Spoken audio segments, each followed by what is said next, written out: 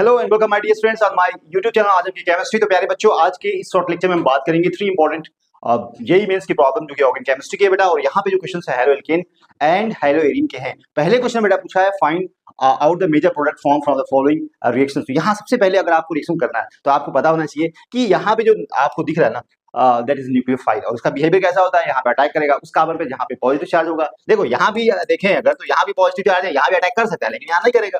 अच्छा एक बात देखो, यहाँ नेगेटिव है यहाँ पॉजिटिव है, हाँ ठीक है, तो ये यहाँ अटैक कर सकता है और ये चीज यहाँ से जाके क्यों होगा भाई?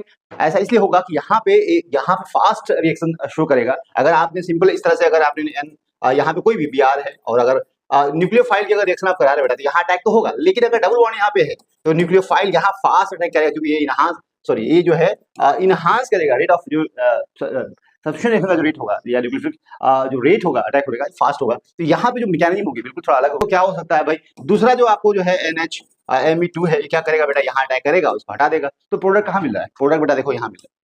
इस तरह का प्रोडक्ट तभी पॉसिबल है जब आप इस तरह रिएक्शन कराएंगे और यही प्रोडक्ट होगा भी। ठीक है, चलिए नेक्स्ट क्वेश्चन करते हैं बेटा। यहाँ पूछा है decreasing order of SN1 reaction. तो SN1 की बात करें बेटा तो यहाँ पे कार्बोकैटायन बनता है। क्या बनता है? Carbocation. Stability of carbocation enhance the rate of SN1 mechanism है, SN1 रिएक्शन सब्स्टिट्यूशन रिएक्शन है। तो यहाँ पे देखिए नाइट्रो ग्रुप होता है जो इलेक्ट्रॉन विड्रॉइंग ग्रुप होता है, यहाँ पे इलेक्ट्रॉन डोनेटिंग ग्रुप होता है, तो ये तो इनहांस करेगा रेट ऑफ सब्स्टिट्यूशन। तो यहाँ पे सबसे कहते हैं बी में सबसे ज्यादा होगा क्योंकि यहाँ प्लस M इफेक्ट होगा। तो यहाँ पे आप देखेंगे तो बी है, यहाँ भी नहीं है, यहाँ भी नहीं है, इस ऑप्शन में भी नहीं है और यहाँ पे भी। तो आंसर क्या हो जाएगा? आपको आंसर बी हो जाएगा। अच्छा यहाँ देखिए, यहाँ पे इसलिए होगा कि जब ये कार्बोकैटायन बनेगा तो यहाँ प्लस चार्ज बनेगा जो कि स्टेबलाइज होगा, यहाँ पे कार्बोकैटायन बनेगा और ये स्टेबलाइज नहीं कर पाएगा, इलेक्ट्रॉन को विड्रॉ करेगा, कार्बोकैटायन की स्टेबिलिटी को घटाएगा। तो यहाँ पे आप कह सकते हो रेट ऑफ सब्स्टिट्यूशन यहाँ पे सबसे लो होगी और सबसे ज्यादा होगी यहाँ पे। तो ए में सबसे कम यहाँ पे देखो है, बाकी कहीं पे भी नहीं।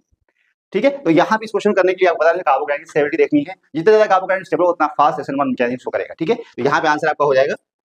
इस क्वेश्चन में पूछा है इथाइल बेंजीन। तो इथाइल बेंजीन की स्ट्रक्चर बना दीजिए यहाँ पे, और यहाँ पे बेटा ये इथाइल बेंजीन है और यहाँ पे बताया कि Br2 और आयरन कैटलिस्ट प्रेजेंस में रिएक्शन होती है। तो यहाँ पे आपको ब्रोमिनेशन होता है और ब्रोमिनेशन हमेशा जो है बेटा यहाँ पे भी हो सकता है, यहाँ भी हो सकता है, लेकिन इस पोजीशन में इसलिए होता है कि यहाँ पे आप कह सकते हो मेजर प्रोडक्ट होगा, यहाँ पे आपस में किसी तरह इंटरेक्शन नहीं होगा तो स्टेबल होगा। उसके बाद कहा गया कि Cl2 के साथ रिएक्शन करानी है, तो Cl2 के साथ अगर हीट लेते हो या HMU लेते हो बेटा तो यहाँ पे आप पता है एलाइनिक पोजीशन पे यहाँ पे सब्स्टिट्यूशन होता है और यहाँ पे आपको ये प्रोडक्ट बन जाएगा। यहाँ पे Cl और यहाँ पे CH3 और यहाँ Br तो पहले से ही है। ठीक है, अब क्या हो सकता है बेटा, अल्कोहलिक QH लिया हीट करना है तो हीट करोगे तो यहाँ पे एलिमिनेशन होगा और यहाँ पे जो हाइड्रोजन है ये निकल जाएगा और आपको एल्कीन बनेगा। तो यहाँ देखें इस तरह का प्रोडक्ट यहाँ नजर आ रहा है, डबल बॉन्ड, और यही आंसर हो जाएगा। तो आई होप आपको जितनी प्रॉब्लम मैंने डिस्कस किया है मजा आया होगा, समझ में आया होगा। आप मेरे यूट्यूब पेज को फॉलो कर सकते हैं आज़मी केमिस्ट्री, साथ में आप इंस्टाग्राम एंड फेसबुक पे मुझे इसी नाम से फॉलो कर